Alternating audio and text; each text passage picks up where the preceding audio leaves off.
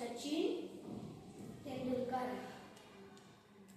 2013ರಲ್ಲಿ ಎಲ್ಲ ರೀತಿಯ ನಿವೃತ್ತಿ ಪಡೆದರು.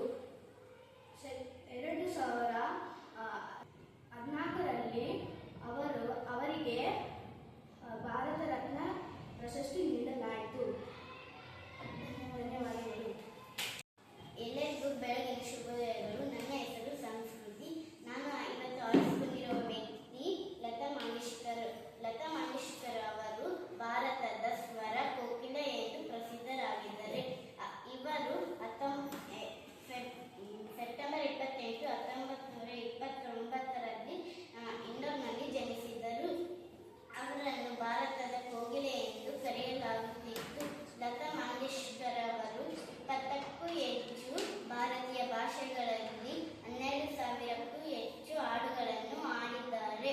1974ರಲ್ಲಿ ಇವರಿಗೆ ಭಾರತ ರತ್ನ ಪ್ರಶಸ್ತಿ ನೀಡಲಾಯಿತು. ಇವರು ಫೆಬ್ರವರಿ 6, 2022 ಮುಂಬೈನಲ್ಲಿ ನಿಧನರಾದರು.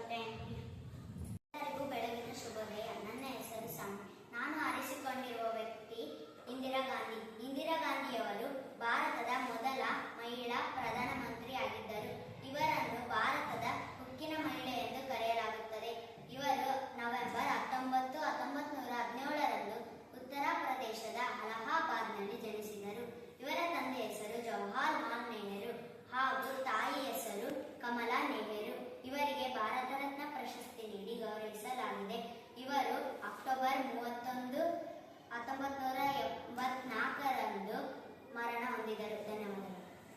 ಎಲ್ಲರಿಗೂ ಶುಭೋದಯಗಳು. ನನ್ನ ಹೆಸರು ಸುಧಾ. ನಾನು ಇವತ್ತು ಆರಿಸಿಕೊಂಡಿರುವ ವ್ಯಕ್ತಿ ಸರ್ದಾರ್ ವಲ್ಲಭಭಾಯ್ ಪಟೇಲ್. ಸರ್ದಾರ್ ವಲ್ಲಭಭಾಯ್ ಪಟೇಲ್ ಅವರು ಅಕ್ಟೋಬರ್ 31, 1875ರಂದು ಜನಿಸಿದರು. ಅವರು ಭಾರತದ ಮೊದಲ ಉಪ ಪ್ರಧಾನಮಂತ್ರಿ ಮತ್ತು ಗೃಹ ಸಚಿವರಾಗಿದ್ದರು. ಇವರು ಸ್ವಾತಂತ್ರ್ಯ